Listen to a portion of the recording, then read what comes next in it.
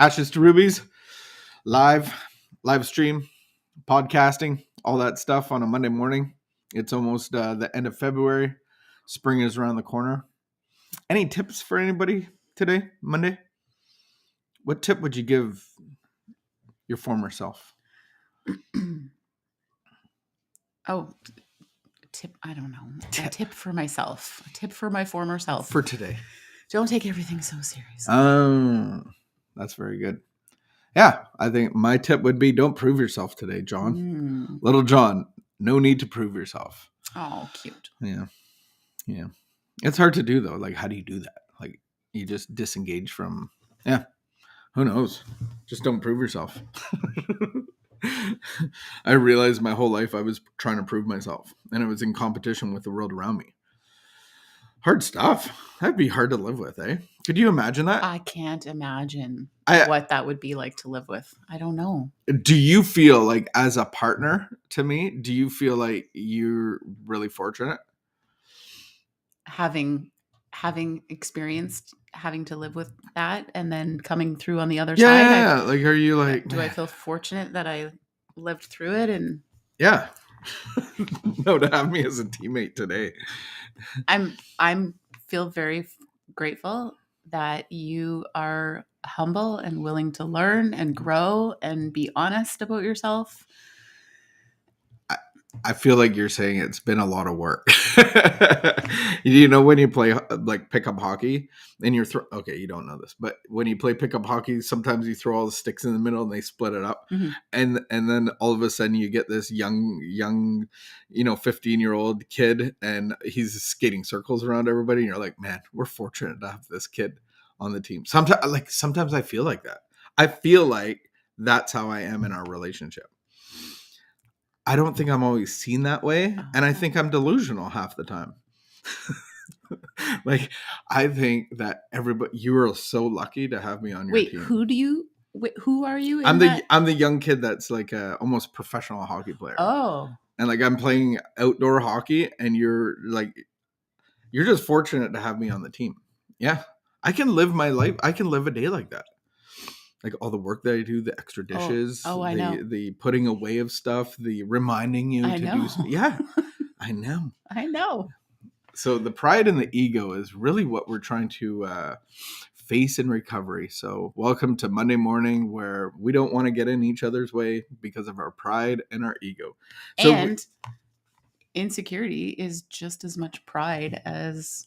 the backside of pride. It's a backside of self-pity. Pride. And it kind of rears its head in self-pity. It is exhausting when you're... Especially for the superhero. In conflict and proving yourself. The superhero who has to be in relationship with the person that's so full of self-pity, the underdog that's dragging their feet. The superhero really struggles with that person.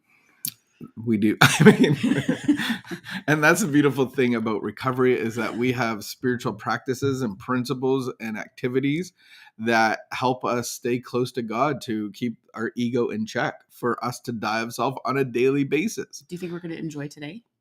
I am looking so forward to today. I feel like the answer is yes. Have I gotten on your nerves already today? The camera froze. Okay, coming back already? To... No, you haven't got on my nerve at all. I don't even have a nerve. I'm so healthy that I don't have a nerve for you to climb onto. We are in unity and love today. It is in the crisp -18 air of this day. Because I'll tell you, I know that it's a really good indication of how unwell and unhealthy and sick I am when you're getting on my every nerve. Have I been getting on your nerve today? No, I'm just saying it's a really good sign.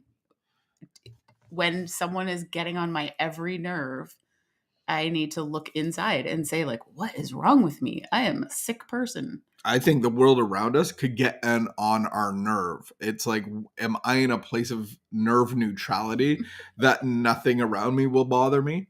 Right? Because I think I could let everything get on my nerve. Yeah. Selfishness and self-pity and No, I think every day we all have the same vehicle that pulls up to our front door, beeps the horn, and says, come on, get in. It's going to be a great day.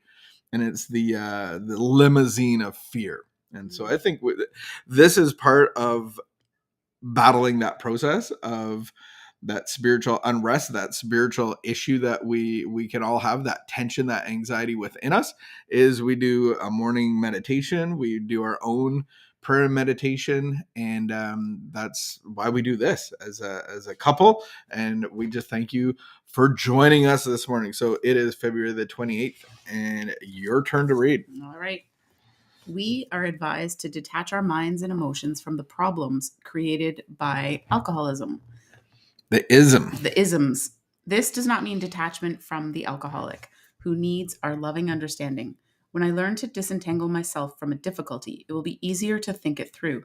I will remind myself to pause and analyze. This will keep me from impulsive decisions and give me time to devise constructive action. Each time this happens, it may seem a small conquest, but each time helps me to build serene stability. I want serene stability.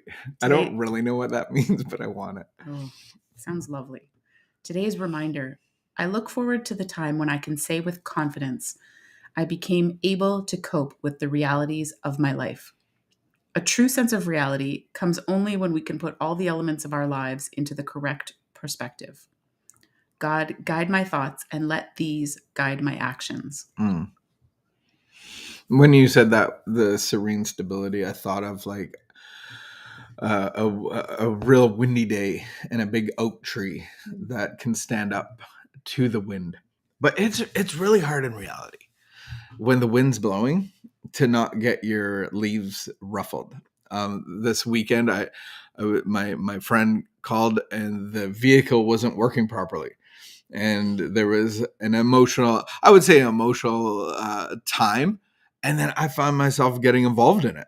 And now I'm emotional. And it's like, it's so easy to get tangled up in other people's problems because it's not my problem to have the problem, but I can help solve the problem. And I wasn't invited into solving it. I wasn't invited into anything. Empathy. And you were invited into empathy. Oh. So disentanglement can be confronted by empathy. So if I was empathetic instead of getting tangled up into their emotion, then because I made it my problem internally, like it was like, what are we going to do? What's going to happen? Oh my goodness. So the distinction is I either choose to sit with you or I try to be a superhero in your situation. So I can just sit with you. So I do that in my head. How do I sit with you? And not get tangled up in your problem and your instead emotional of standing distress. Up, right? Because if I'm ready to spring into action, I'm going to stand up and I'm going to get going. And you're going to. But mentally, in my mind, I choose to sit down in my mind with someone who's going through something. And then there are so many people on the roads that we're going to meet today in their cars. And I have come to know if their emotional state, they could be driving very differently than me. And if I let that bother me, then I'm tangled up into everybody's emotional states on the road. And I know that I can see how many idiots are on the road. That's how far away from God I am. It's a good measurement.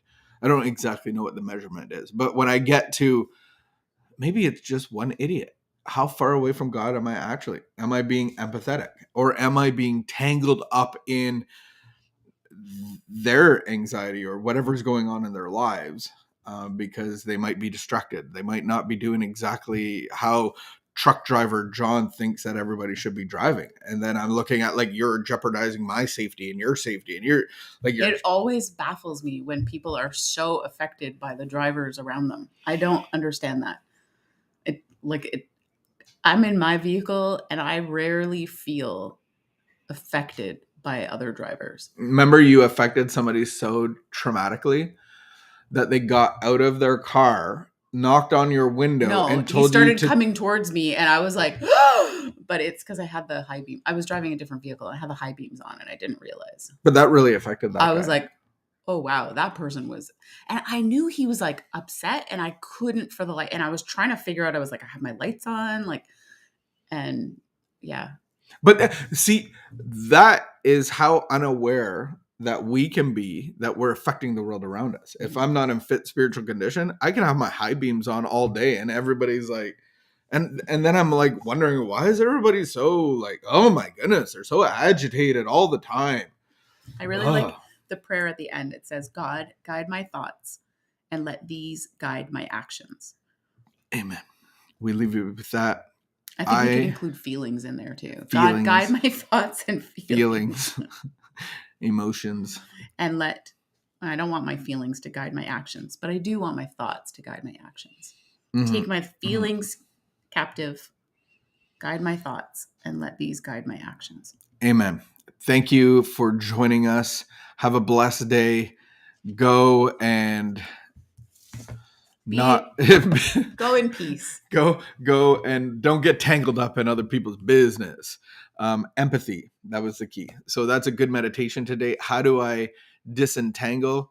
I empathize and ask God 15 times a day to guide my thoughts. Guide my thoughts and emotions. Some days more than others. All right, keep the peace and be of good behavior, and we'll see you tomorrow.